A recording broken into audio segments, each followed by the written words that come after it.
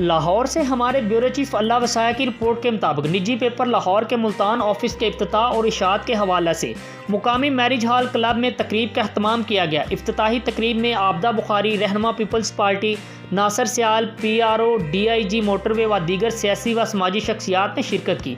शुरा का रोज़नामा CMB की मुल्तान से इशात करने पर चीफ एडिटर मंशा भट्टी और रेजिडेंट एडिटर मलिक आबुद हुसैन को मुबारकबाद और कामयाबी और तरक्की के लिए नेक ख्वाहिशात का इजहार किया गया।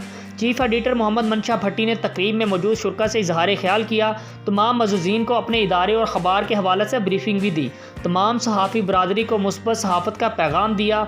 मंशा भट्टी का कहना है कि हमारा अज़्म मुस्बत सहाफ़त को फ़रोग़ देकर हक़ व सदाकत का प्रचार करना और अवामुन्नास की भलाई के लिए सरगर्म रहना है।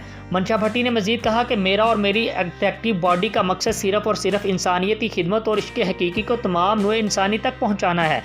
उन्होंने मज़ीद कहा कि वो सहाफ़ती मैदान के साथ साथ अदबी मैदान में भी अपने फ़राइज़ को बखूबी सरअंजाम दे रहे हैं और इंशाअल्लाह आगे भी देते रहेंगे। चीफ एग्जीक्यूटिव मोहतरमा चंदा आमना साहिबा और मंशा भट्टी की जानिब से एडिटर मलिक आबिद हुसैन को एजाज़ी शील्ड से भी नवाजा गया।